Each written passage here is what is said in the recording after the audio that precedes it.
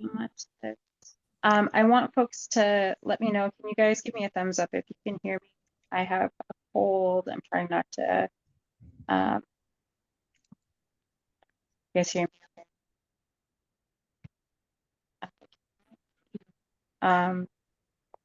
Hopefully you can hear me. Just deep breaths. I'm going to talk a little bit about some tough stuff that will give some context into what our speakers, our amazing speakers, are going to go into. I like to start with some questions just to kind of get you thinking. What counts as knowledge? What knowledge counts and who decides? What counts as power? What power counts and who decides? And these were words spoken by Bentham Ohai. He is our Maori relative, and we found these words to be very inspiring in Alaska. So, mga aka panganganang nakapangawi, mga adaka akanata manaka kursinubak pas. I come from St. Lawrence Island, and we're sometimes referred to as some of the most polluted people in the world. We're highly contaminated both by a history of experiments with radioactive iodine injection and by intentional chemical and fuel spill by the military on our Northeast Cape. Additionally, all world toxics travel north by current, and we are one of 2 thoroughways to the Arctic. We're in the Bering Strait. Our peoples have a long history of being both the stepping stool and the dumping ground of modern science and Western society. The climate crisis was born out of an imbalance of power, the forced colonization and dehumanization of peoples. The only way we have been permitted to over-emit fossil fuels is by the use of indigenous lands, bodies, trees, and air as sacrifice zones. It is a broken relationship between peoples and the forgotten understanding that we are nature. We are not separate, and the more harm we do to our mother, the more harm we do to ourselves. Colonization, patriarchy, white supremacy, militarism, capitalism, and an extraction-based economy have stolen relationship and natural order and replaced it with a system of power and control. Indigenous peoples have been in good relationship with the land for time immemorial and have managed to protect over 80% of what's left of Earth's biodiversity. Each year, IEN has attended the UNFCCC, and we observe this pattern of global North fighting to continue the legacy of power and control. We have watched them push for supposed solutions such as REDD or REDD+, and now they're calling it nature-based solutions, carbon markets, carbon offsetting, and other greenwashed so-called solutions such as geoengineering. False solutions and carbon market schemes and so-called technology such as geoengineering continue the legacy of using indigenous lands, bodies, forests, and air as sacrifice zones. Now companies are pushing to use whales as offsets. Yes, the IMF proposes to privatize the migratory paths of whales. This violates our sacred relationship with the whales, as do the forest offsets violate our sacred relationship with our earth. This also becomes a property right issue. This is both a land and ocean grab. Keep in mind that for-profit companies are still permitted to mine and drill on offset lands. The continued theft of indigenous lands and indigenous rights is simply continuing the same colonial legacy. In spaces like the UNFCCC and CET, I've observed the proposed narrative that engaging in carbon markets is an exercise of tribal sovereignty. But in the spirit of free, prior, and informed consent, I wonder if tribes were made aware of just how much lung disease, cancer, birth defects they were agreeing to place on other indigenous peoples by signing land over as offsets. Would they even do it for any sum of money? Overpollution, climate crisis, and the so-called solutions to address it permeates all levels of social justice. How we treat our mother is reflected in the outcomes of indigenous peoples, particularly in our women and our gender diverse. We know that with large-scale infrastructure like carbon capture facilities will lead to continued capture and murder of our women, just as it will justify the continued extraction and violation of our sacred Mother Earth. The statistics show that with man camps, the rate of domestic violence and sexual assault increase, and for generations we have observed that law enforcement was never made to protect and serve people who look like me. The attempt to manipulate ecosystems that we are in relationship with also violates the sacred and will come with a host of concerns from indigenous peoples. I will leave this part of the presentation going into the different technologies of geoengineering to our Sami relatives. The existence of racism means that Western trained scientists and Western institutions who often have the power to develop global climate policy believe that Indigenous peoples are simple-minded and do not understand science. Their internalized supremacy leads them to argue that Indigenous peoples do not have the right to say no to geoengineering testing, even if it's done on us and on our lands.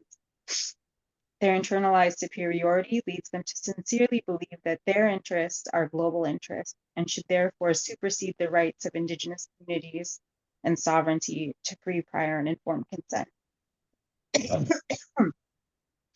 Indigenous peoples, as Indigenous peoples, we have an inherent understanding that the commodification of life has failed us, including that which is permitted through carbon offsets, biodiversity offsets, and other market-based mechanism schemes used to prolong the fossil fuel era. We have an inherent understanding that you cannot predict how large-scale deployment of carbon reduction and solar radiation management will impact complex interdependent ecosystems. What we need are protections against dangerous carbon markets and geoengineering. We need protections for our bodies, lands, forests, oceans, and animal relatives such as whales. And we, as the speakers, are here to assert the relevance of our own cosmovision, our own science, and our own Indigenous sovereignty.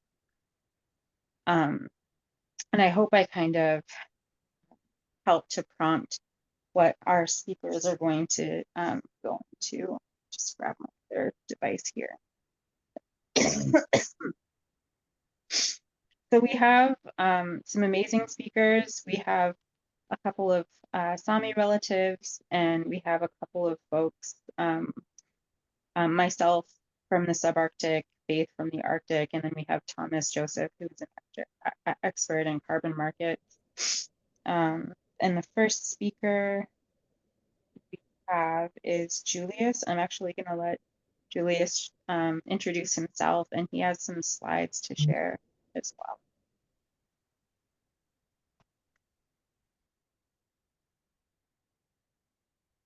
Yes, great, thanks. I'm gonna try to get the slides on the screen, but while I'm doing that, I can, I guess I can start to introduce myself and yeah, what we have been working on, or yeah, the current project that we have been yeah undertaken, started to undertake.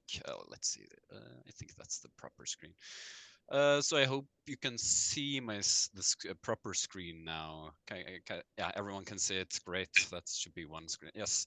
Okay. So yes, my name is Julius Michael Lindy. I'm a project advisor in the Arctic and Environmental Unit of Sami Council, and yeah, I'm going to be quickly talk about our so-called frozen Arctic conservation project.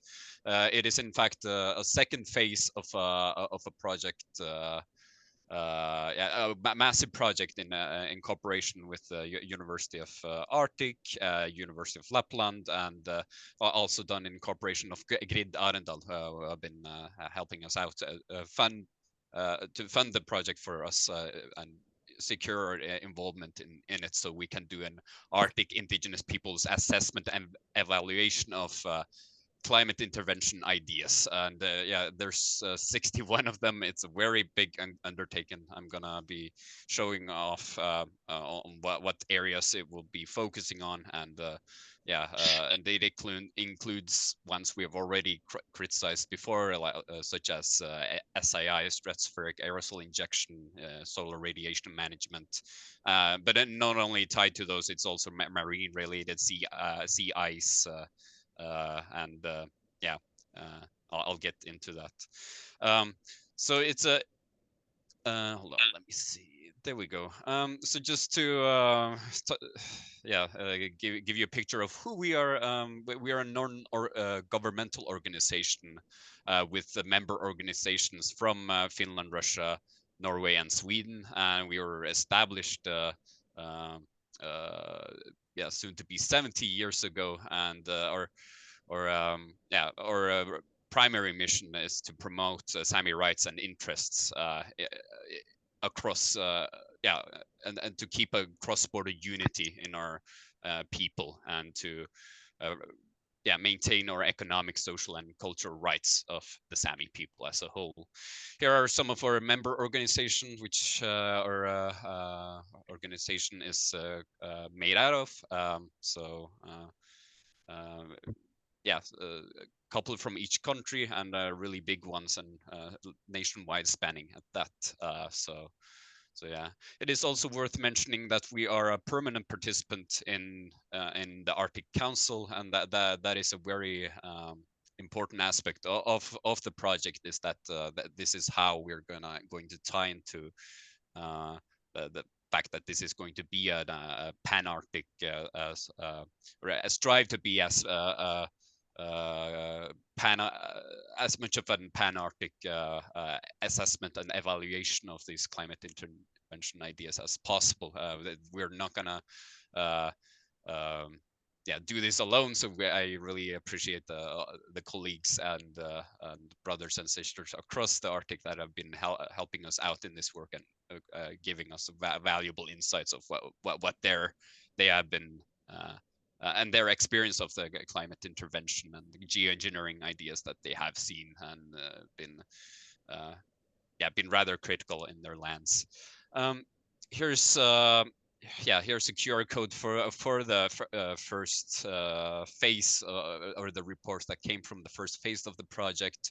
You can see the 61 climate intervention ideas there, the whole list. It's a very long document. There's also a smaller document which summarizes the project, the rapid response assessment, which was a really short assessment of these ideas, but yeah, so we're in the phase 2 now, which is a way more extensive and assessment undertaking than in the first part, where we're also involved in doing the evaluation. And you can see our partners here in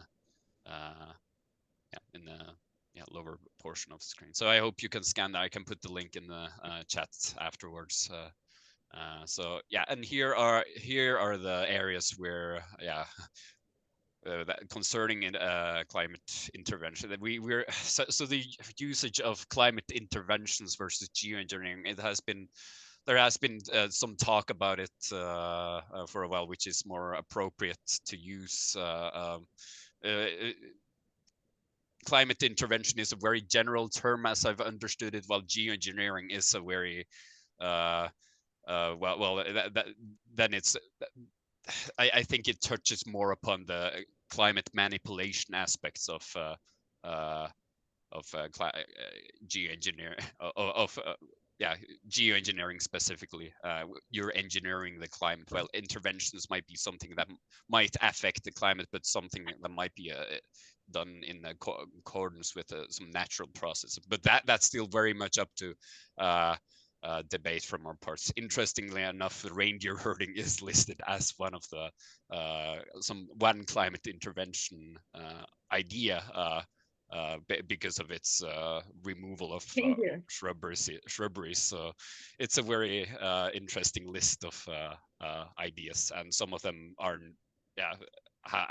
very obscure ideas.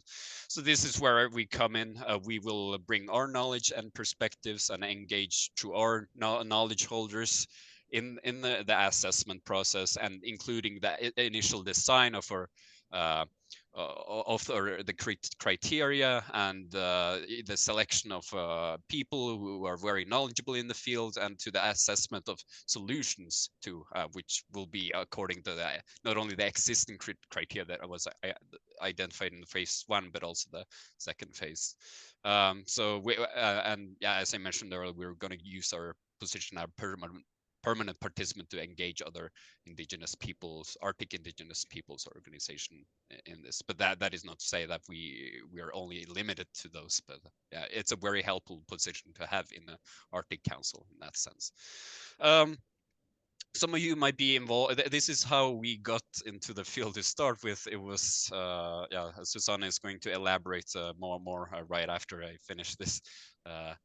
presentation. But yeah, here we see Åsa Larsson, who touched upon the matter that Panganga mentioned earlier on the concern of being above nature, which which is a very common thread among Arctic indigenous people, and a rightful one at that. That it's concerning that we geoengineering imposes this position that humans are standing above nature rather than living in accordance with it and in accordance with its ecosystems and nature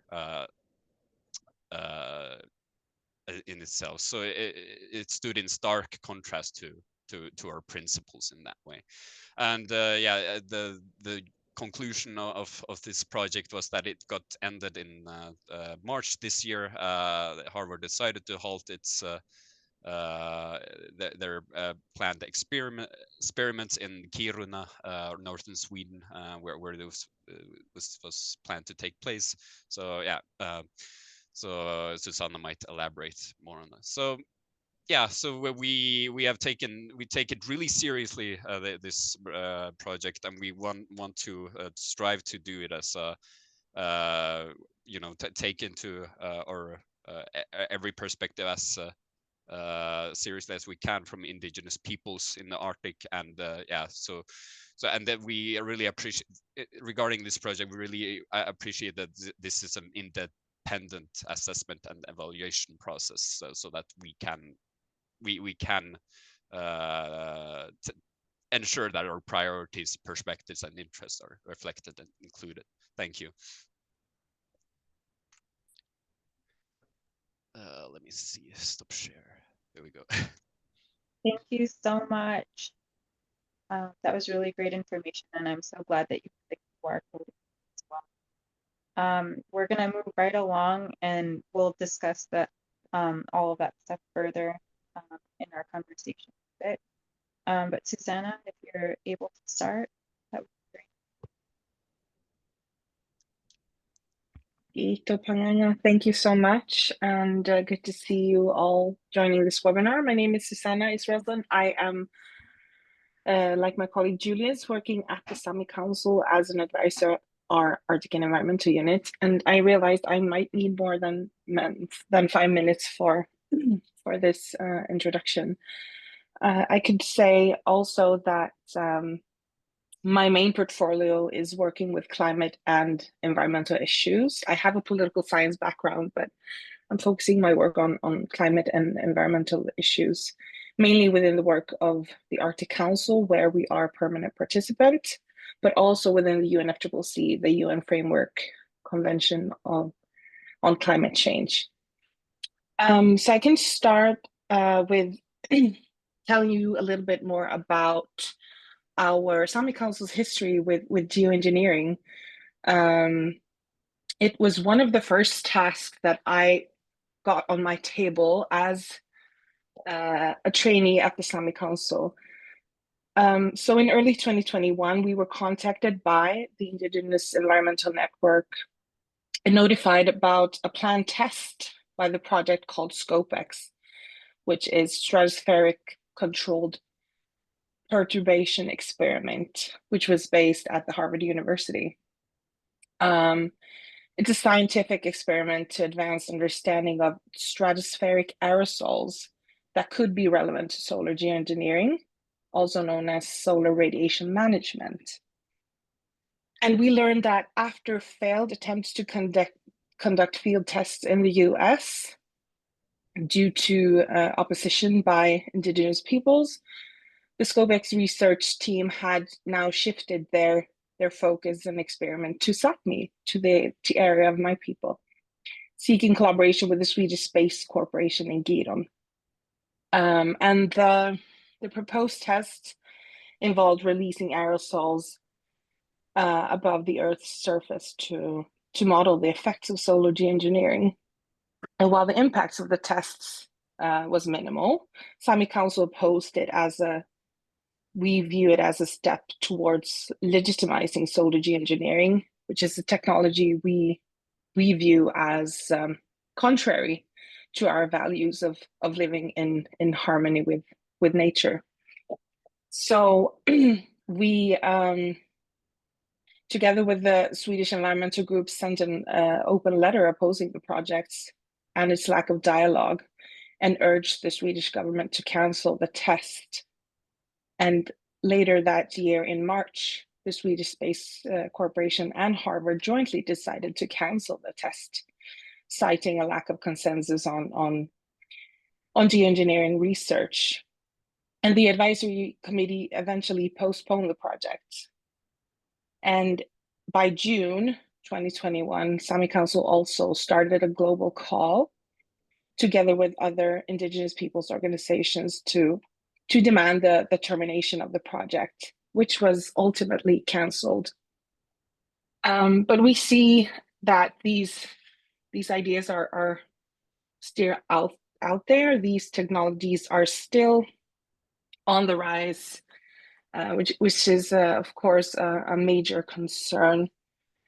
And like Julius explained, his expertise is working with various geoengineering technologies, while I have now focused more on carbon offsets and carbon markets, as I do much of my work within the UN Climate Convention. So I thought we could do a quick run through of carbon offsets and carbon markets. Also noting that my colleague Thomas, who is also here today, has this field as his expertise since many years. So I really appreciate you also being here, Thomas, and looking forward to our discussion.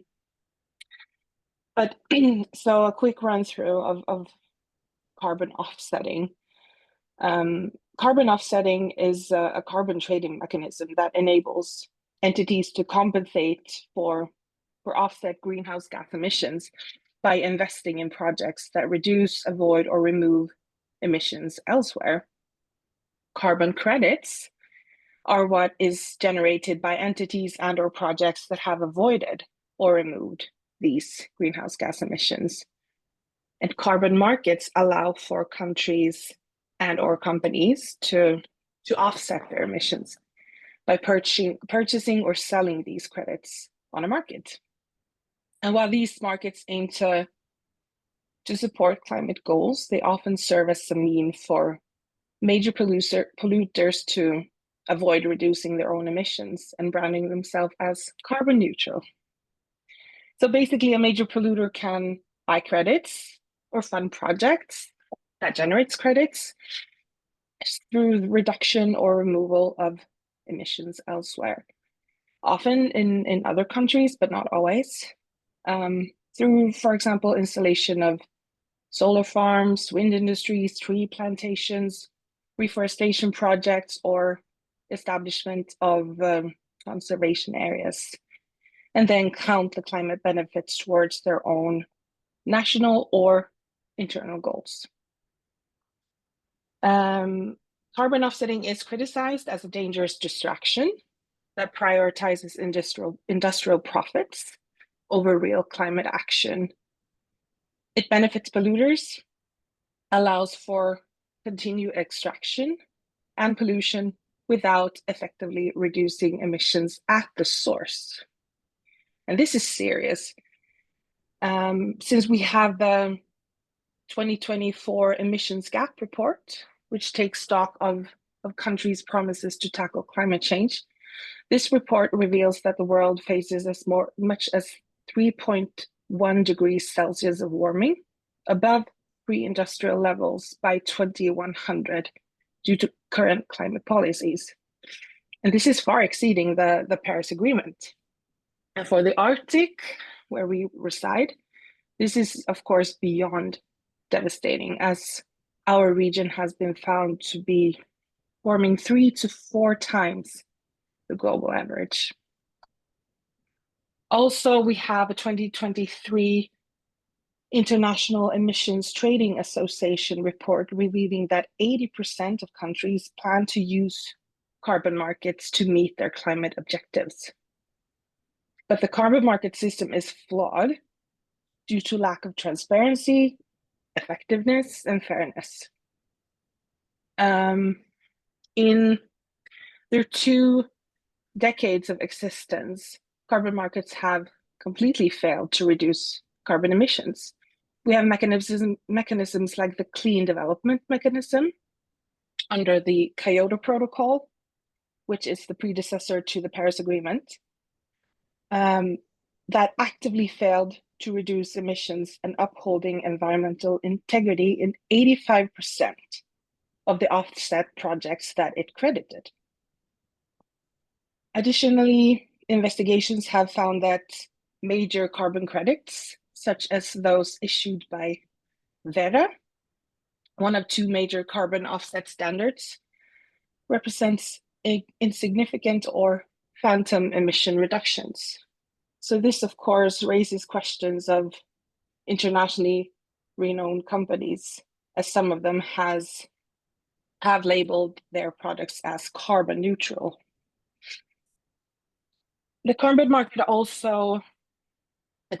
system also perpetuates colonial practices, with projects often violating indigenous people's rights and displacing communities, as many of the projects creating carbon credits rely on land. The growing interest in using land for this purpose is often involving the customary lands and territories of indigenous peoples. And this, in combination with a system that has inadequate human rights and environmental safeguards, is leaving it open to abuse and providing the fossil fuel industry and other big polluters with a mechanism to continue their harmful activities.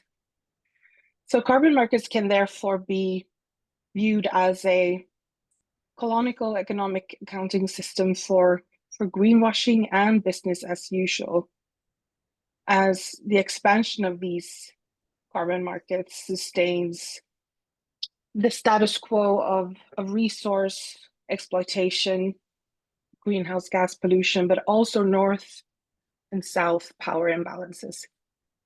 So we're talking about a whole system that is based on models driven by industrial market demands and economic gains, with inadequate human rights and environmental safeguards. It's a dangerous distraction from real climate action and recognition of the vital role of indigenous people's knowledge and our practices in managing ecosystems, which is in our view, the true solution to the triple planetary crisis. I think I can stop there. Yeah, but just a quick run through on carbon offsets and carbon markets. Thank you. Thank you so much. I'm always just amazed at the wealth of knowledge, among our colleagues. And I've been blessed to be able to run into each of you throughout the different meetings that you mentioned. I'm going to move us right along to Faith. I believe Faith was able to sign. I'm so glad that Good morning. I am Nitsiguachin Pit River Wintu, and I've worked here in Alaska for about 40 years on protecting our lands, our inherent rights as Indigenous peoples, and in that work I headed up an organization called Resisting Environmental Destruction on Indigenous Lands. And we were able to assist in stopping shale oil from drilling offshore in Alaska, Beaufort, and Chukchi Seas, but also help to protect the Arctic National Wildlife Refuge and Yukon Flats Wildlife Refuge, among other areas where extraction was the primary push. And we also worked to address climate change issues and climate justice for Indigenous peoples in Alaska. Our position in that work was always, we've always pushed for phasing out of fossil fuels and a moratorium on all new fossil fuel projects as a real solution to allow the Earth the time to heal and replenish herself, so humanity had a chance to shift into a just transition to sustainable energy. Instead, what we see is projects that would allow further climate change and chaos without addressing climate change realistically. All of these false solutions that we've just heard of. Our people, Indigenous peoples, continue to fight to survive against the ravages of climate chaos while defending the sacredness of Mother Earth. In this time of imbalance of our natural systems, the fossil fuel regime continues to expand and exploit within our ancestral territories here in Alaska. Alaska has been and continues to be a sacrifice zone for insane energy policies of the United States, as we are seeing our homelands literally burn in the summers and the ground is literally melting beneath our feet. Imposed energy extraction in conjunction with preposterous greenwash false solution is a continued vicious attack on our inherent sovereign rights and our homelands, which remain essential to our food security and survival. Extractivism and false solutions perpetuate destruction. Common sense dictates a just transition and cap the tap toward the phase out of fossil fuels. I was tasked to address bio offsets today. And when I first got back involved, I took a little break. I got back involved at the UNFCCC in Dubai. I started hearing about geoengineering, bio offsets. It alarmed me. It's just a new form of colonialism where the commodification, pillaging, and profit of life and trading life. So here in Alaska, there's plans to subject what we consider sacred to our way of life and our food security, such as Alaskan whales, salmon, bears, caribou, are being promoted as possible offset solutions. We cannot create more harm when trying to address harm. Common sense. Biodiversity offsets reduce complex life forms into a tradable commodity, devoid of any inherent value. Humanity has lost connection with the natural world so much that we see no value in biodiverse ecosystems and the natural rhythm of life, such as seen by the efforts to use whales and other life forms that Indigenous people hold sacred as bio-offsets for the carbon markets. Not only is it a violation of our human rights, it is a strike to Indigenous people's food security and way of life here in Alaska. In the case of whales, the people that hunt whales, the Inupiat, the Yupik, the Inuit, they call the ocean their garden. That's where their food comes from. That's their primary source of food. My question is, if a whale is bought as a possible bio offset, it becomes someone's asset, right? So will the people be able to hunt that whale? And the same question goes for caribou, goes for moose, goes for bison. large mammals are seen as carbon sequestration offsets.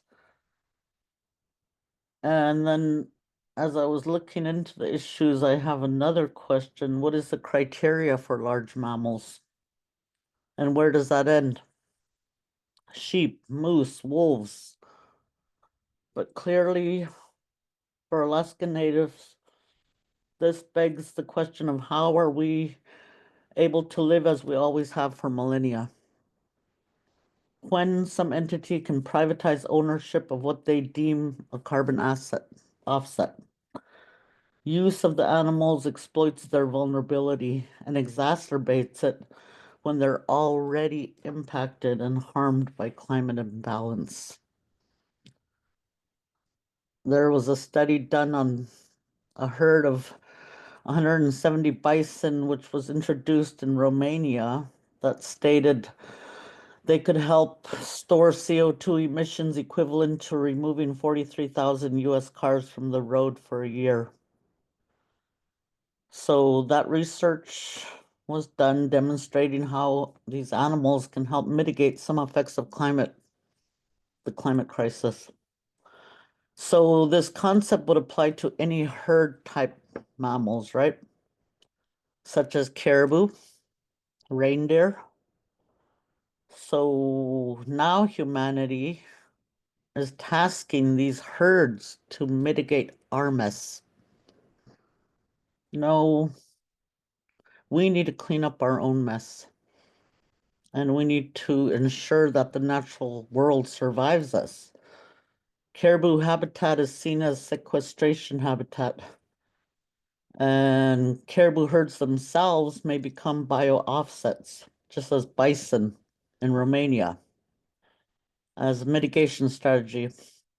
My question is, will my tribe, the Gwich'in Nation, who depends on the porcupine caribou herd, be allowed to hunt the herd once it's reduced to a commodity on the carbon market? Blue carbon promotes all aquatic life, like salmon, as providing mitigation measures in streams and waterways. So a stream or waterway can be bought for that purpose. Once it is, can a Dene from Alaska fish for salmon in that stream to feed his family? That's another question I have. This is where fundamental human rights and indigenous rights are violated. See, for many Alaska Natives, the environment and all its biodiversity is not just simply reduced to food security. Our natural environment provides us with everything we need to be who we are. So, for instance, caribou is essential to my people's food security. We are not only dependent upon caribou, we call it vatsai, for our physical needs, but also our culture, spirituality, economic, and social means. We believe humans came from the animals in our creation story, and our creation story says we came from the caribou. And at that time, we made an agreement with the caribou that from that time on, they would have a part of the Gwich'in heart, and we retain a part of the caribou heart for forever. We're a part of each other, and this is similar to the beliefs of Plains tribes with the buffalo. So this is alarming to me when I think of caribou being put on the market. What happens to the caribou happens to our people, and vice versa. It deals with the essence and spirit of who I am as a human being, as a Gwich'in. It's very disturbing to my spirit to think of this. And basically, it doesn't sit right with me when I think about the biodiversity offset process. It doesn't protect the environment. It doesn't do anything towards real solutions. There's a lot of questions.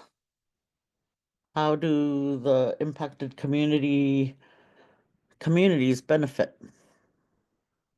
How is the selection process done?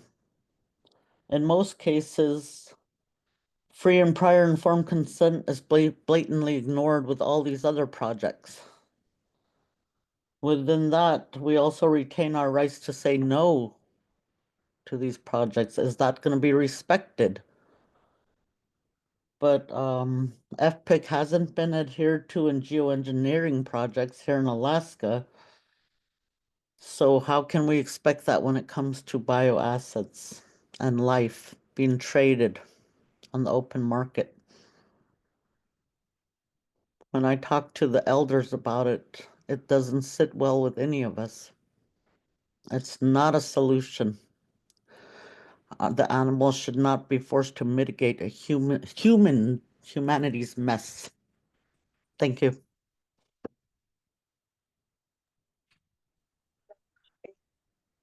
I'm so glad to see. I'm going to move us right into Thomas, and then Thomas, when you're finished, we'd like a bit of a break. We'll kind of see. Thank you so much. Thank you, Pananga, and Susanna, Julius, and Faith. Thank you very much as well. It's always an honor to roll with the Sami National Council. As our Sami Council, as well as Faith, you know, you're not only a dear friend, but a good advocate for our people here in Northern California, as well as your people back at home. And the knowledge that you bring to this conversation is extremely vital. You know, it's really hard to add on to what has already been spoken when we're talking about carbon markets, as Susanna really laid a foundation for what we're dealing with here.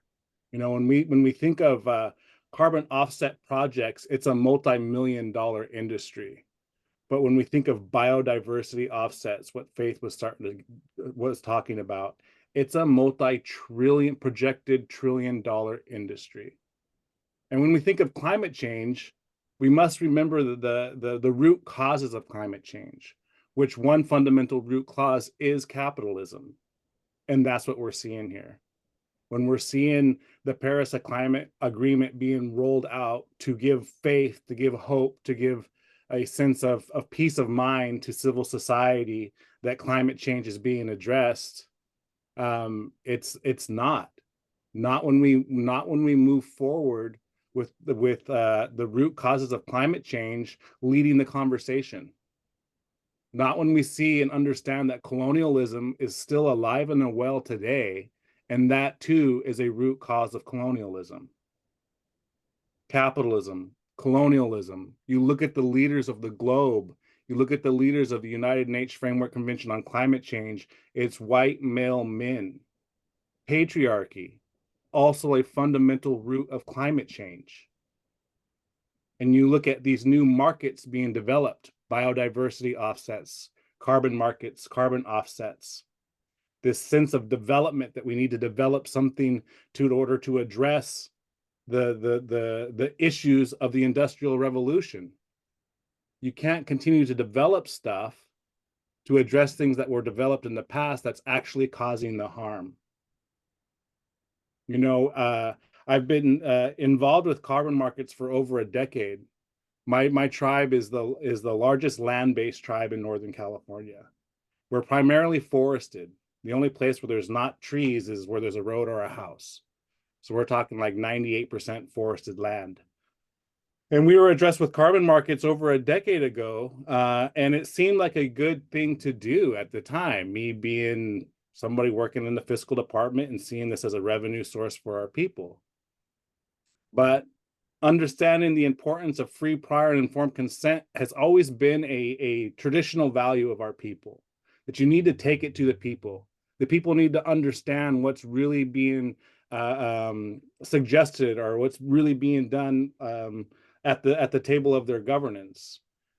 And so when I told my elders about it, it's like, it sounds too good to be true. Well, if it sounds too good to be true, it probably is. And so we looked into it, and we've seen that our forest, the forest that When we're born, our umbilical cords are tied to the tops of these trees. And when we pass, the bark of those trees as we wrap our bodies in and place back into our Mother Earth as a full cycle. We're going to be used as an offset for the oil refinery in Richmond, California, to be able to continue to pollute and not have to reduce its emissions, to continue to harm our own people's health, continue to exacerbate climate change where our own forests are always at threat of burning down, where our rivers are drying up and our salmon are dying. And so we couldn't fully engage with a system, with a market that was going to allow harm to continue to happen. We know that fossil fuel needs to be reduced. And as Susanna perfectly explained, that this is just another form of business as usual. That the Paris Climate Agreement is a mechanism that's being used to continue to allow the global north, not meaning the Arctic, but the global north countries like Canada, United States, European Union, to continue to be the economic giants that they are. And now that we see in these past recent COPs, how we see the global north now weaponizing climate policy to hold down the global south, to say, if you want climate finance, we know who caused climate change. It was fossil fuel industries, and it was the global north holding on to the ability to industrialize. And now we're seeing that weaponized to the global south countries. That if they want global finance, that it's going to come in the forms of loans or offset projects. And when we think of the biodiversity of the world, and 80% of that biodiversity in the tenure of indigenous peoples, and that they need access to that biodiversity, that's going to be used as of weaponizing carbon markets to obtain unceded indigenous lands, to have right and say over unceded indigenous territories. I have seen in our own region where carbon markets have taken place, where gates are locked and indigenous people are no longer able to move forward to gather their traditional medicines, to hunt, to have access to their fishing holes, because that is now part of an offset project. We see on a global scale how indigenous peoples have been removed from their lands because of forest offset projects. This is a way of accessing that unceded territory. We know far too well what man camps look like. We understand when we're putting in a pipeline and what man camps do and what they do to our women with murder and missing indigenous rates, and we know that story. That story is no different with these carbon market offset projects that are being done in indigenous lands across the globe. In Africa last year, there was reports coming out before the Dubai COP, how there were sexual assaults being done to the indigenous women from those forest offset projects. It's the same story over and over and over again.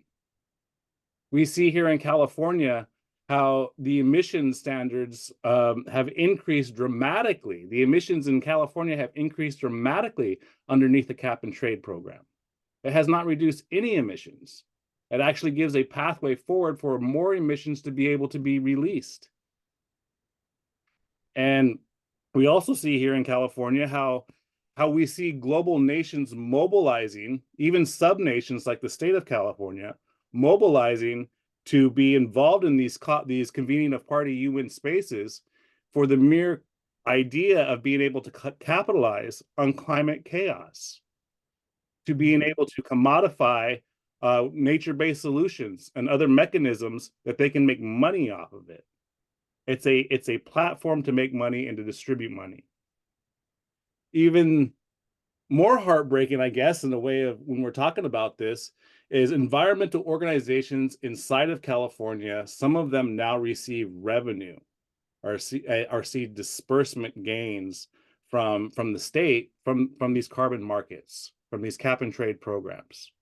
And so then these environmental organizations then become reliant on it. And they will turn a blind eye, or they will even promote carbon market or forest offset projects because they are gaining a tax revenue from it, and they become dependent on it. And so this moment that we're in, 3 years ago, I thought the Article 6, which is pertaining to carbon markets and non-market mechanisms, which are all being combined into one now, was going to be passed. Well, maybe it was 4 years ago in Scotland. And so that's when I came on board with the Indigenous Environmental Network, knowing that this is going to be a battle. This is something that we need to highly orchestrate and get involved in.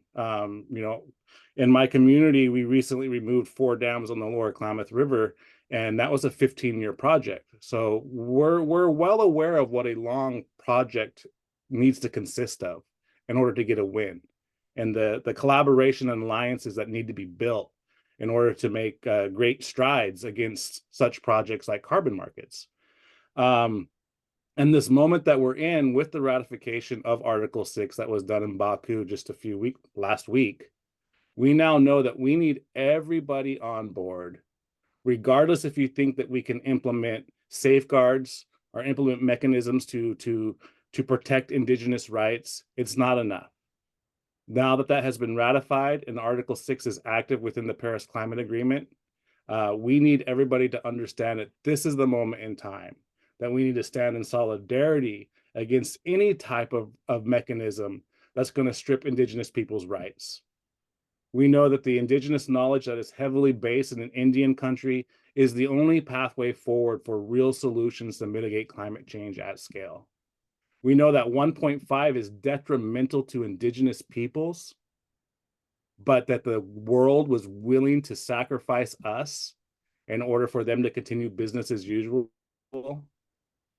And now we hear Susanna saying 3.5 or 3.3 is now the targeted in 2100. That is massive destruction. We don't have time to placate to safeguards or to placate to industry. We need industry to reduce emissions at source. And the only way to reduce emissions at source is to take away their mechanisms or their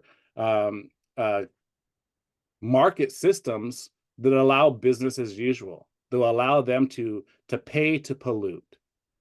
And that's exactly what carbon markets are, is you're allowing industry to buy their way out of having to reduce emissions at source.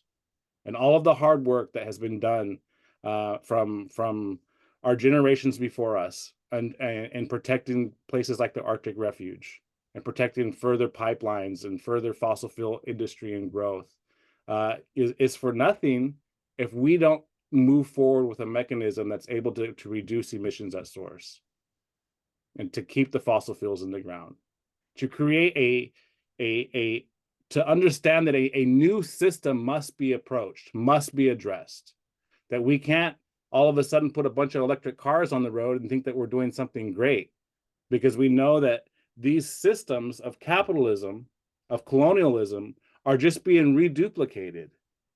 And so if we're not going to be drilling for oil, we're going to be mining for copper, mining for gold, mining for nickel, in order to create these other electric vehicles that still replicate the same damage to Indian country and Indigenous peoples as our current system does. So I want to kind of get us back on a time check there. So Pananga, I'll hand it back over to you. Thank you. Thank you so much. And that's so true. I hear echoing throughout that we can't address the mess by doing the same thing we're doing, and you can always measure that by whether or not you're treating everybody equitably, that people have the rights to live as they are and as they choose and as they have for millennia. And if the solution is taking that away, be it through mining or offsets or geoengineering, then that's not a real solution. We're just perpetuating it. I kind of want to give folks a small bio break. If we could get back by 15 after the hour. We're gonna jump into kind of like a fishbowl discussion between the speakers for roughly 15 minutes before we jump into Q&A. I'll see you guys at 15 after.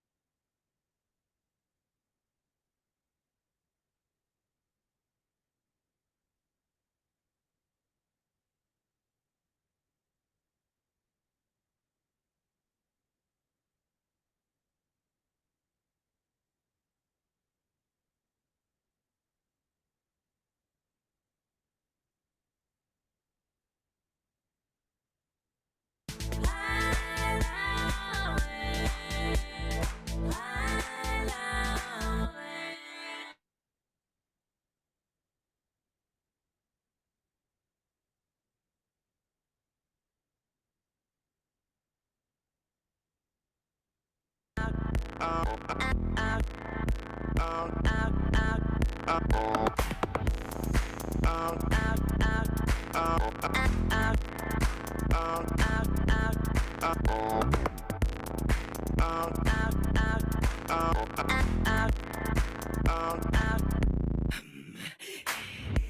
got what you want, I got what you need. All you gotta do is pray for me. Tell me I'm beautiful, tell me I'm powerful. All you gotta do is say to me that you wanna spend your whole life in the ocean, safe in the sea. If you wanna show me your devotion, come with me. Come with me. Come with me. Come with me.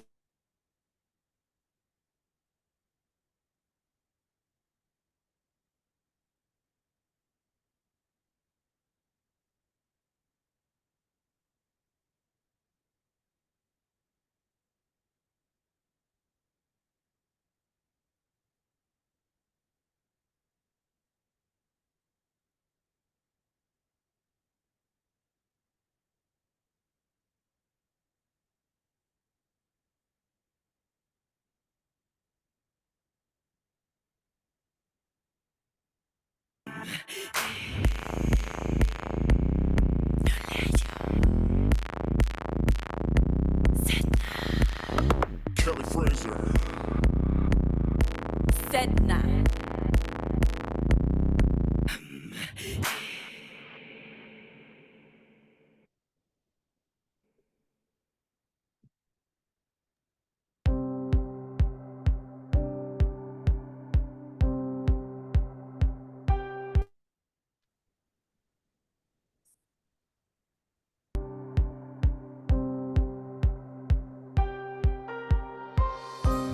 Takuutsuri rumalaw kari apirtsulot sung akinamang api Piyuyurin na uvirato api Hoyima vanalinimi Kiseni kunitsuri nun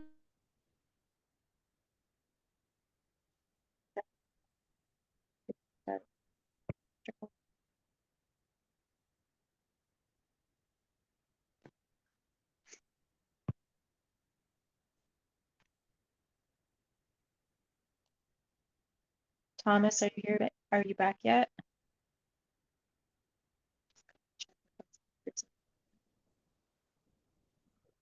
We'll give Thomas a few more seconds. I'm sorry, I'm here. Okay, good. So we do have some questions that, we went over before as a group on our agenda. We don't really have to stick to those questions. It would be great to just kind of have an informal discussion. There's information I'd love to share with some of you, and I'm sure you folks want to react to some of the stuff that other folks said. Do we want to just kind of start popcorning? We've got about 13 more minutes. Just kind of talk about these topics.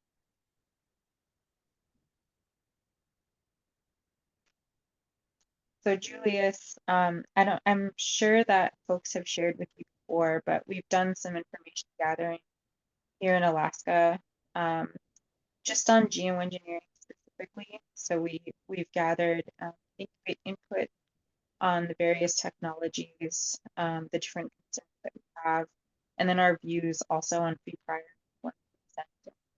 I'd love to share that information, probably in raw form, but ask you not to share it in its raw form. We're still kind of generating materials from the focus groups and interviews that we did.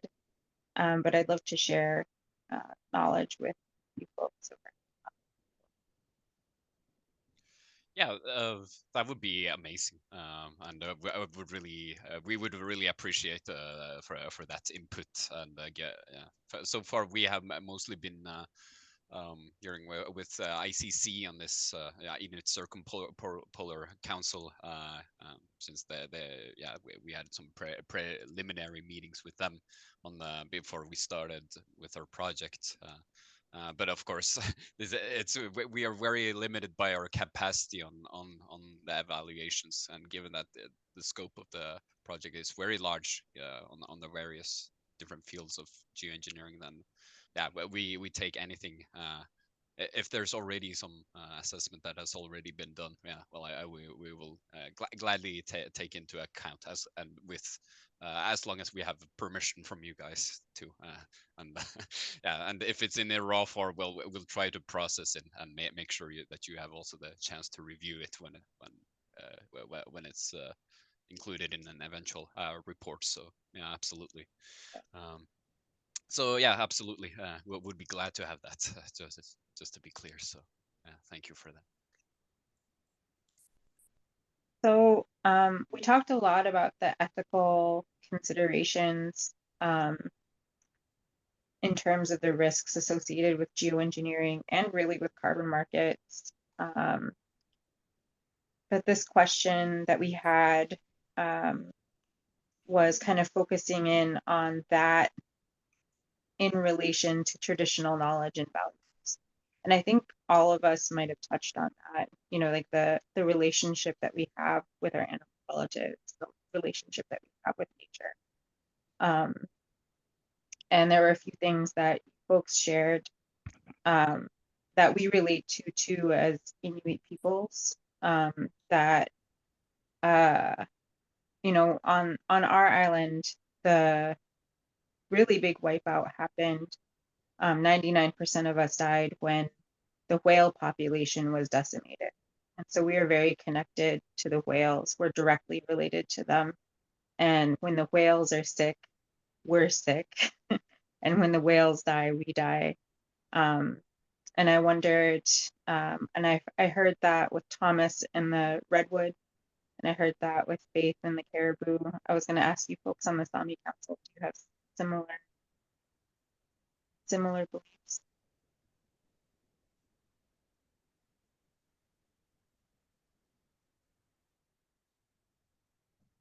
Should I go, or is?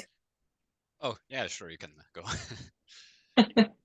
No, yeah, of course. The Sami people, we are deeply intertwined to our natural environment, and our I've grown up in a reindeer husbandry family, and we still do reindeer husbandry as the core. It's a core part of my identity, but also for a core part of the Sami culture, and growing up, learning about our values, how we treat nature and the environment, and how to take care of life, based on reciprocity and responsibility, not only for us but for the many generations to come. The respect to protect the animal, in turn, it protects you and gives you food and protection. So that is how I grew up. But I want to and I saw the question in the chat on I'm not sure, English is not my first or second language, but I saw the question on speaking to the dovetailing of geoengineering and offsets. And what we in our work often highlight is how different these kind of ideas, initiatives, I don't even know if we should talk about them as technologies, but like the other speakers have shared, they are capitalist and market-based ideas, initiatives, whatever we call them, based on monetary values that lead to privatization and commodification of nature and resources, which is so different to our worldview and how we see and understand the world. Ideas are centered to tech fixes instead of the real what we all know that we need to do. We need to cut emissions at source, because that is what is leading to global temperature rise and climate change impacts. But we also have many other related issues to climate change. We have pollution, we have biodiversity loss, the triple planetary crisis. But still, exploitation of nature, putting price on air, water, soils, lands is happening, and it's so strange, and very dangerous. And we heard the examples from Thomas and Faith, disturbing examples of the development taking place, and I'm not really sure how to handle this monster that comes rolling at us. It feels like a big monster, but somehow this objectification of nature must stop. And yeah, it does not make sense. I'm sometimes lost for words when I speak about the subject, but what we also know is that this development that is taking place is undermining the real protectors of the environment, which is indigenous peoples, contributing to land dispossession and risks to continue with this development. And given that research also has shown that the health of indigenous peoples is intimately tied to our traditional territories, it's extremely concerning that this still occurs. But like we heard, this is the development of business as usual, where colonial practices are allowed to continue. Yeah, I can stop there. Yeah, I guess if I may, I can add some comments on the Susanna mentioned that we have we're very much a shared view on the matter of humans being a part of the nature, and instead of like there being a dichotomy between humans and the nature and animals, and we're part of we see ourselves as a part of the whole, and I might comment that from my own work, after working on this this year, I've encountered some arguments or questions regarding, okay, but where does the line, where is the line between naturalness and if a climate people argue that, well, we have been doing climate intervention for thousands of years in reality. We have been farming. Farming is one way that humans have changed the nature around them so that it affects the amount of solar radiation that is scattered. And there are also some other examples that there are some natural ways of some natural ways in which nature makes aerosols come into the air. For instance, the Sahara, when it blows, there are winds in Sahara. When there are winds in Sahara, it scatters the sand particles in the air, and that makes the aerosol concentrations in the air more increase. So it makes the makes the sun reflect more rays there. And I've been getting this well since that is already people argue to me that since what's the issue of of doing these large scale climate interventions then, if there's no difference in it. But to my understanding, there is a difference between these natural processes and and for instance, for example, in the stratospheric aerosol injections on sending thousands upon thousands of planes every day in the atmosphere and make them inject particles in the air, and there are some real concerning risks that are very dangerous associated with that. That have to be taken into account, and which I don't see any. There is very little possibility in executing that at all. So yeah, that's something I encounter. Like, okay, but these are very disingenuous comparisons between, use application of our view on nature. Like, well, since we do this already, isn't it okay that we do this other thing? And just to put it out there. So yeah, thanks. Really quick, I wanted to kind of touch on that. Thank you for that question, Phil. And we'll get into audience Q&A too in a bit, but there are projects that use carbon credits or an equivalent to support their geoengineering projects. So Make Sunsets, for instance, sells cooling credits. Real Ice Project is trying to use cooling credits as well, or they've at least looked into it.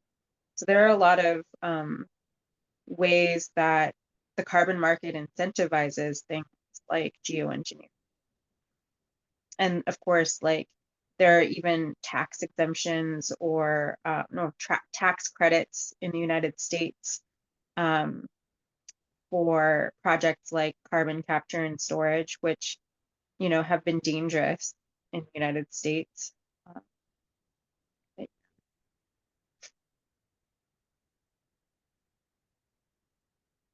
And we've talked about how carbon offset projects have affected Indigenous communities. And then how do they intersect? I feel like we've touched on all of these questions that we had outlined. There was something that you said, Julius, right before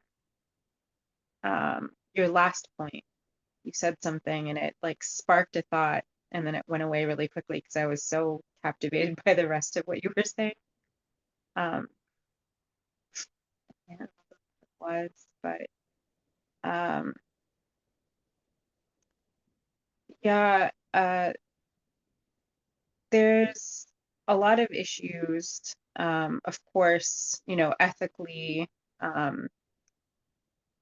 in terms of putting life on the carbon market. They've even talked about putting counting breastfeeding as a carbon offset as well. The World Health Organization has talked about it. But there's also the point of how placing animals, like, there's like another layer to like placing animals who are already in danger because of climate change into a carbon market, which then like exacerbates or like perpetuates the danger that they're already in. Kind of insane. Yeah, Susanna.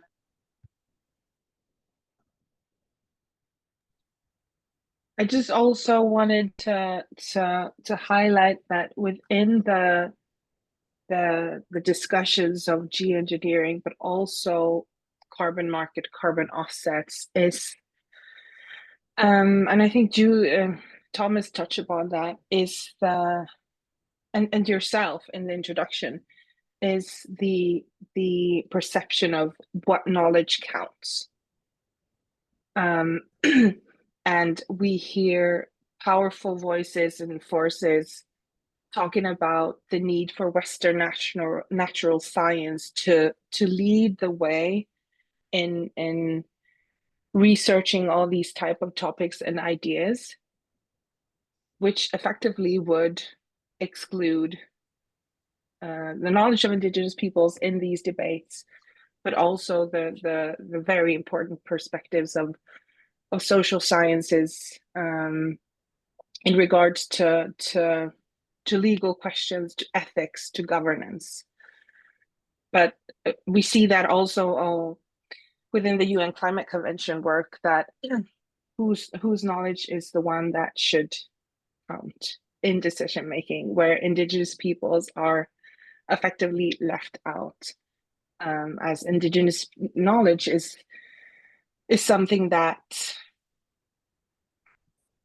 I don't know how to put it, but is not considered, it's not included, it's not used. So we're currently taking all the routes that we can to sideline what is really the core issue here, what we need to do. And I mean, Indigenous peoples' effective climate action and stewardship for centuries, generations, millennia have proven to be sustainable. Our customary sustainable use is effective climate action, but still there's so much lacking in the recognition of the importance of utilizing Indigenous knowledge in policymaking, decision making.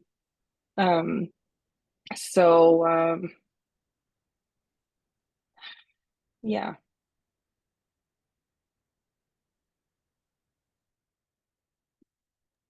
Faith, did you have some stuff to add? Yes. When we were in Dubai, I was in with the traditional knowledge holders, and there were powerful, dynamic Indigenous leaders within that group. We were talking about water and the impacts to water within the climate debates. And as people spoke, the spirit of water came into the room, and it flowed through all of us that were there. It was so powerful. It was as if the water was asking for help. And as Indigenous people, we see this. That spirit, what I thought of when I was sitting there is, we're sitting in this room separate from the government leaders, from the people that are making decisions. If the Indigenous knowledge holders had been able to sit equally in the room with the governments, and if those government leaders had heard what these elders and leaders were bringing forward and heard that spirit, it would have shifted the dynamics. But we're being locked out. That has to change. That has to change. They need to hear the spirits. The bear goes into ceremony and talks and asks for help in our ceremonies. The caribou comes into ceremony. The whale, they come into our ceremonies asking for help. But most human beings are so disconnected from the natural world that we don't see that. And that has to change, because we need to remember Creator's laws, natural law, and reconnect as humanity. That's the only way it's going to change. We have to value life more than profit. Thanks. So much. Thomas, I'm going to give you a few seconds to give final thoughts before we move into. Geez, final thoughts. So when we work inside these spaces of the United Nations, at times it feels like we're really just giving them accreditation to continue to move forward. When really civil society has to understand that these climate policies and these climate solutions that's being proposed is nothing more than the continuation of colonialism. It's nothing more than a fiscal arm to continue business as usual for the fossil fuel industry. And this is even pertaining to the CBD COP. The CBD COP made some groundbreaking measures in this last convening in Cali, Colombia, where they were able to to create a facilitating working body for Indigenous peoples pertaining to Article 8J, which is the ability for Indigenous peoples to have their knowledge and information to be embedded across all platforms of the convening for the Convention for Biological Diversity. That is groundbreaking. That is a measure that we were able to pass in this last CBD COP that is second to none since probably UNDRIP, the United Nations Declaration of Rights for Indigenous People. But yet it is not enough. And we don't even see that type of work being done within the United Nations Framework Convention on Climate Change. That's being done on the biodiversity aspect of it. And so it's not enough, because it's also can be used as a platform for Indigenous peoples to wheel and deal their biodiversity offsets. And so it's fundamental that we're in that space so that we can make sure that we have clarity and accountability, but also understand that there is tribal nations that are willing to wheel and deal in carbon markets and biodiversity offsets. And so my message, my closing message is, we can't hide behind the frameworks of sovereignty and our right for self-determination. Sovereignty consists of comes with also accountability and responsibility. As Indigenous people, we are accountable for future generations.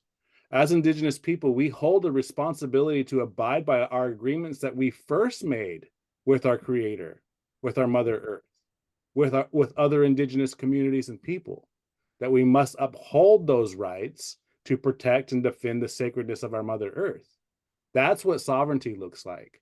We can't allow tribal nations or tribal people to hide behind sovereignty or self-determination. That is an scapegoat for business as usual. That is an scapegoat for sellouts, for Indigenous people that are willing to participate in this capitalistic system that's killing and destroying our Mother Earth. We must understand that free, prior, and informed consent doesn't mean you're just strictly talking to our Indigenous leaders of this so-called democracy system that has been placed upon us. But free, prior, informed consent means you need to talk to elders. You need to talk to the matriarchs. You need to talk to the future generations that are going to be directly affected by participating in these types of market-based mechanisms. And so, it's a struggle. It's a battle that's on our hands. But as we continue to strive forward and remember our agreements that we've made with our caribou, with our salmon, with our forest, and with our land, remember our agreements that we've made with our Mother Earth, that we will prevail. And at the end, we all know Mother Earth will be fine. It's just is her relationship with us going to continue? Is she going to continue to abide by the treaty that she made with our people in order for us to be here? That's what we're battling. And can we get allies and other like-minded people to understand the importance of putting their foot on the ground and understanding that there's no time to sit on the fence, that you can't be willing to negotiate these offset projects or these carbon markets, that we must move away from capitalism, that we have to create space for a governance of matriarchs to have a deeper personal connection with our Mother Earth. I mean, if you look at humanity in its entirety, we have systematically said that matriarchs have a stronger ability to lead humanity than males. They live 15 years longer. They have information that needs to be passed down. These are the systems that need to be addressed. These are the changes that need to be made. That's my closing. Thank you. Thank you. I'm going to hand it back over to you.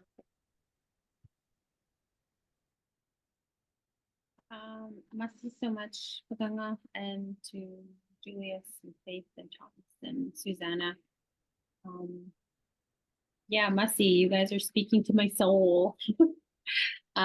Everything you say about Mother Earth and the Creator, and I grew up learning these things from my grandparents and to my dad, and just him like putting it in my brain, like, this is your land.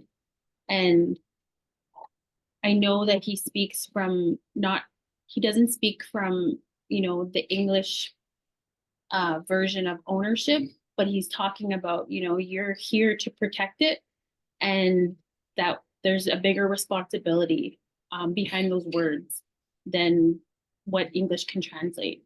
One of the things about Indigenous languages is that you lose 70% of the translation and the meaning behind what we're trying to say and how important Indigenous languages are. So must be so much for that. And to you guys for all your wisdom and knowledge. I just wanted to open up the floor for Q&A. So I invite, our guests and the audience to raise their hand, your digital hand, or you may put a question in the chat for the speakers, including Paganga, because she also has her her work focuses in this subject as well. So please feel free to also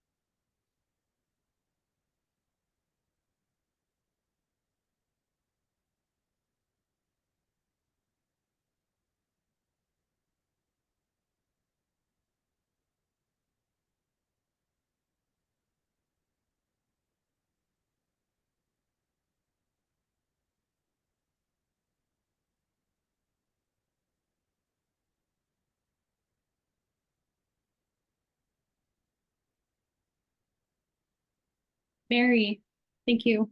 Go ahead. Hey, thank you all so much. And I'm sorry I had to step out for a second. So I may have missed actually the answer to this question, in which case you could just tell me to go watch the recording for the part I missed. But actually in our introductions, or right, Julius, I think when you first started talking, you said that reintroducing reindeer or maybe even increasing the size of the herds of reindeer is one of the ideas that has been mentioned in like the whole suite of climate interventions.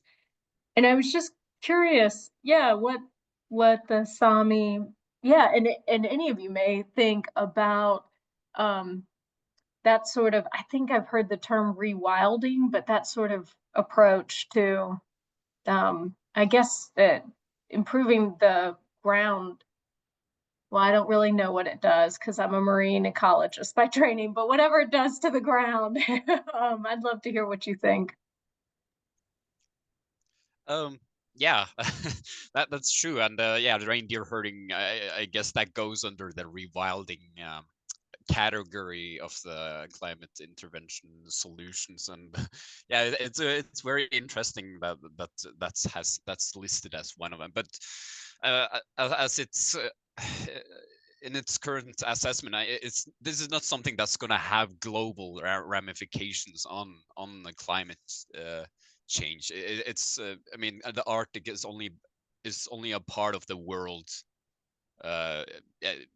not the whole world, so to speak. So what rewilding does is that it preserves the snow, so that in the way that the shrubberies don't absorb sunlight too much close to the snow and melt the snow around it, so that there will be less reflection of it. So it's but nonetheless, it's still interesting that it is one of the climate intervention proposed climate intervention solutions that we are going to that's going to be part of the assessment. And I guess there's it is something that's not something that's an issue of continuing. And so but it's interesting that it's benefiting in that way. And I can also call back to my earlier comments in regards to this. Okay, where is the where is the line between, you know, changing, being above nature, and continuing. I guess that's a question we're also going to explore in this project. Is okay, what is what is a climate intervention? What is an invasive sort of climate intervention solution that would be going too far? So what is something that would actually be feasible to do? Obviously, the very technological proposed solutions that are really technological and read that like they come straight out of Silicon Valley, they might not be too realizable for us, and not something we want to endorse. But yeah, the list is very long, and as you might see if you see saw the link earlier. So yeah, it's going to be interesting to look at the results whenever we get to do the extensive assessment and evaluation. Thank you for the question. I see Julius, and thanks, Mary, for the question. I see Susanna's hand up and then Thomas, so we'll go in that order. Let's see. Thank you, and also adding to the question. Thank you. It's a good question, and I welcome you to read our report on climate change in Sapmi, where we have referred to the research. But basically, reindeer husbandry has shown to via the grazing and the trampling of reindeer to protect the tundra landscape as it prevents shrubification, etc., etc. Which is, you know, the tundra landscape is a vital part of the Arctic landscape. So protecting shrubification resulting from climate change is crucial. But also wanting to add to the discussion, when we talk about reindeer husbandry as rewilding intervention or something, we are in a situation where all these kind of concepts are created for what we have done for millennia. You know, all of a sudden we have to call things nature-based solutions. We have to call reindeer husbandry as a rewilding intervention, instead of just recognizing the customary sustainable use of indigenous peoples, and with that, protecting our rights, safeguarding our lands. But that is not happening. But we still have the societal need to come up with these new terminology for things that are already, and it's so absurd. And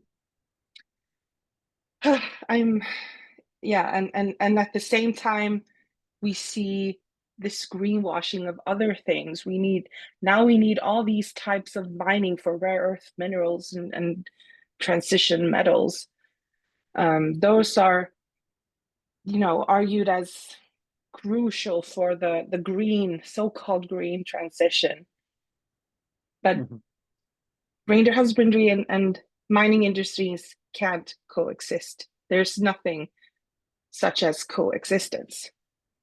So there are so many parameters that are clashing here. Instead of just doing what is right, recognizing indigenous people's customary sustainable use, and safeguarding our lands and territories as a way of effective climate action, which unfortunately is not happening. But yeah, I wanted to add that. Thank you. Thank you, Susanna. Thomas, go ahead, and then Padanga and Faith. Let's see. You're on mute, Thomas. Sorry about that. So yeah, I just wanted to chime in on that a little bit as well. Of course, we would want to see the reintroduction of animals that we have relationship with, whether it be reindeer or elk herds or buffalo herds. But when this becomes used as an offset to allow the fossil fuel business as usual, then it's not a solution. You're allowing polluters to continue to pollute. When you then introduce the relocation of elk into what we're hearing here in our region and to the forest for fire management as well, then it's not and you're wanting to restrict our ability to have harvestable, sustainable livelihoods in relationship with these elk, then it's not a solution, and you're actually harming indigenous rights, harming indigenous practices.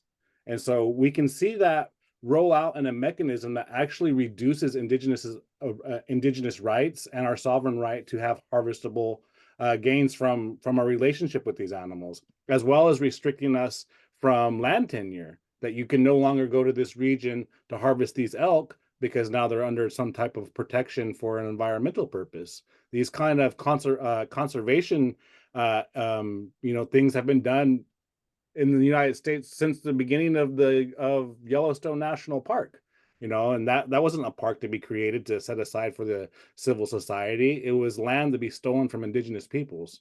And so just to also acknowledge that when we hear of these types of reintroductions, or that we also make sure that indigenous rights are continuing to be upheld and not restricting indigenous people's ability to have that relationship with place. Check. I just remembered my thought that I had earlier from Julius. He was talking about natural substances being used kind of in unnatural ways, and then like folks saying that it's generally the same thing. But Faith and I were speaking yesterday, and we were talking about how a lot of our elders and even the scientists that we interviewed talked about how nature needs time to catch up to changes, and Mother Earth is changing at a rate that will allow as much adaptation as possible. But if you rapidly change the ice, nature doesn't have a chance to catch up to those changes. And so you're actually going to lose a lot of the life forms that would be saved if that ice had changed at the natural pace that it's changing already. Yep.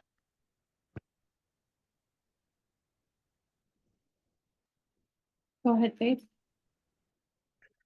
I just wanted to reiterate that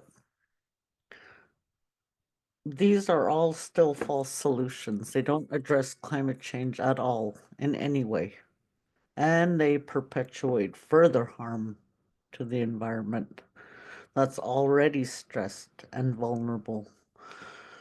We have to come at this issue raising that profile, that we have to stop creating harm, protect homelands, uphold Indigenous rights. Polluters buying the right to continue to pollute doesn't address climate change at all. It's just a distraction. These false solutions are a distraction from the real issue and the real conversation that needs to happen. Thanks. Messy Faith. Nadine, I see your hand up. Oh, I just wanted to say thank you, and I learned a lot here today. This is a newer group for me. I work with Aaron Poe at Alaska Conservation Foundation, but I have been in some of these circles in the past in a previous or different role a different hat that I wear sometimes with Allied International Association. And yeah, just thank you. We're leading some workshops in Alaska right now on nature-based solutions. So this was very insightful, and thank you. Messy Nadine, messy everybody. I just wanted to allow people to do some reflection after meeting our speakers today and hearing what they have to say. And if you notice, I put a Mentimeter, a link in the chat, and it's just to invite you to answer the question, what's one word that captures how you're feeling, or what inspired you after this discussion? So I'll just give you a couple minutes to do that.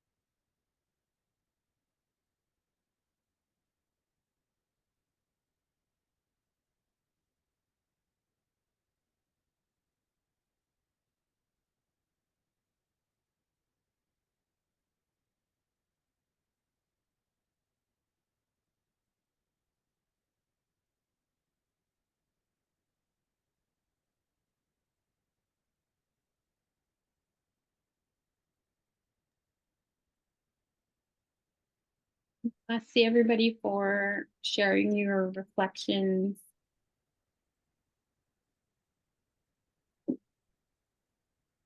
The subject that we talked about today, I thought was really important. I actually, when Sonia had brought this up to us, I didn't even know what geoengineering carbon offsets really was. So I feel like I learned a lot, and I just wanted to say thank you for Sonia and Palanga, Faith and Thomas and Susanna and Julius for all your knowledge and your wisdom that you shared with us today.